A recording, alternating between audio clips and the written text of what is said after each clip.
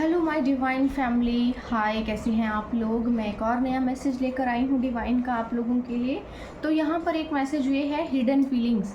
जिन लोगों की no contact situation चल रही है, जिनके लाइफ में एक दूसरे से बातचीत नहीं हो रही है और उनके पार्टनर उनको रिप्लाई नहीं कर रहे हैं या आपके पास कंफर्मेशन ही नहीं है या फिर कोई क्लोजर ही नहीं है कि क्यों ऐसा हुआ और क्यों आप एक दूसरे से अलग हो गए, तो उन लोगों के लिए कुछ मैसेजेस हैं। ये सभी के लिए अलग अलग मैसेज है, एक ही पूरी रीडिंग एक बंदे के लिए नहीं है, ये सबके लिए है। और इसमें जो भी मैसेजेस आएंगे वो आप अपने अकॉर्डिंग रिजोनेट कर लीजिएगा, ठीक है। I don't trust on you and this relationship, it is good to move on. तो भाई देखो, ट्रस्ट इश्यूज़ हो गए हैं यहाँ पे किसी को, और उनको अब ट्रस्ट नहीं रहा है आप पे, और उन्हें लगता है कि मूव ऑन हो जाना बेहतर है, क्योंकि आप लोगों में जो भी सिचुएशन रही होगी ऑन ऑफ रहा होगा या फिर कोई किसी तरह की चीटिंग भी हो सकती है। तो यहाँ पे उस पर्सन को अब विश्वास की थोड़ी कमी हो गई है, इसलिए आप लोगों के बीच चीज़ें ठीक नहीं हैं। I never gave you respect and care you deserved, it's all my mistake. तो यहाँ पर किसी को रिग्रेट हो रहा है और किसी को बहुत ज़्यादा फील हो रहा है, अपने किए हुए पर पछतावा हो रहा है कि उसने आपको अच्छे से ट्रीट नहीं किया और अब आप उसकी लाइफ में नहीं हैं। और वो चाहते तो आपको बहुत अच्छे से ट्रीट कर सकते थे, बहुत ज़्यादा रिस्पेक्ट दे सकते थे, क्योंकि आप तो डिज़र्व करते हैं। लेकिन यहाँ पे आपको जो है इतनी अच्छी रिस्पेक्ट और प्यार नहीं मिला और अब उन्हें इस चीज़ का बहुत ज़्यादा पछतावा है, क्योंकि आप उनके साथ नहीं हैं। ये भी रीज़न होता है, जब समय साथ होता है, इंसान पास होता है, तब आप उसकी वैल्यू नहीं करते, जब चला जाता है तो आपको बहुत वैल्यू होती है।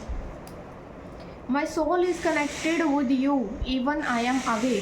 तो यहाँ पर कोई पर्सन आपको बोल रहा है कि उसकी सोल आपके साथ कनेक्टेड है, जबकि आप दोनों एक दूसरे से अलग हैं, ठीक है। आप दोनों दूर होते हुए भी एक दूसरे को याद करते रहते हैं, विजन आपको आते रहते हैं और सोचते रहते हैं एक दूसरे के बारे में। तो यहाँ पर कुछ ऐसी एनर्जी आ रही है, ठीक है।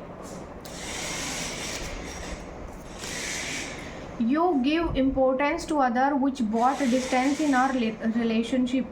तो यहाँ पे कहा जा रहा है कि आपने दूसरों को बहुत ज़्यादा इम्पोर्टेंस दी, जबकि आपको एक दूसरे को इम्पोर्टेंस देनी चाहिए थी। आपने दूसरे रिश्तों को या अपने फैमिली मेम्बर्स को या किसी को भी बहुत ज़्यादा इम्पोर्टेंस दी, जबकि आपने रिलेशनशिप को इतनी इम्पोर्टेंस नहीं दी। और ये चीज़ किसी को बहुत फील हो रही है, आपके पार्टनर हैं जिनको बहुत ज़्यादा फील हो रहा है। तो थोड़ा सा इन चीज़ों का ध्यान रखिए कि इम्पोर्टेंस जो है ना आपको इस रिश्ते को भी देनी है, क्योंकि ये भी रिश्ता आप ही का है।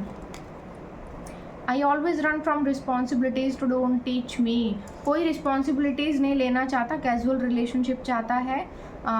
तो देखिए, थोड़ा उसको कैजुअली रहने दीजिए, वो नहीं चाहता रिलेशनशिप को सीरियसली लेना। तो आपको थोड़ा सोच समझ कर इंसान को अपने लिए चूज़ करना चाहिए। Separating might bring down our anger and ego. तो देखो, यहाँ पर दो लोगों में से कोई अलग हो चुके हैं वो लोग, और उसमें से एक पर्सन जो है वो ये सोच रहा है कि सेपरेशन की वजह से हो सकता है कि आप लोगों का जो ईगो है वो थोड़ा सा डाउन हो जाए। हो सकता है कि आप लोगों में ईगो प्रॉब्लम बहुत ज़्यादा रहा हो, इशू बहुत रहे हों ईगो के चलते। तो इस ईगो के चलते अब आप लोगों का जो है, किसी ने सॉल्यूशन निकाला है कि सेपरेट हो जाते हैं, और सेपरेसी ही सॉल्यूशन है ईगो को डाउन करने का। तो इस कारण से कोई आपका पर्सन आपसे अलग हो गया है। देखिए, जहाँ प्यार होता है वहाँ ईगो नहीं होना चाहिए, और जहाँ ईगो होता है वहाँ प्यार कैसे हो सकता है। तो थोड़ा सा इन चीज़ों को समझिए, और जहाँ जिस चीज़ की ज़रूरत है उसी को लेकर आइए, दूसरी चीज़ों को मत लाइए।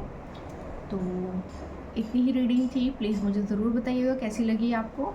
तब तक के लिए बाय बाय।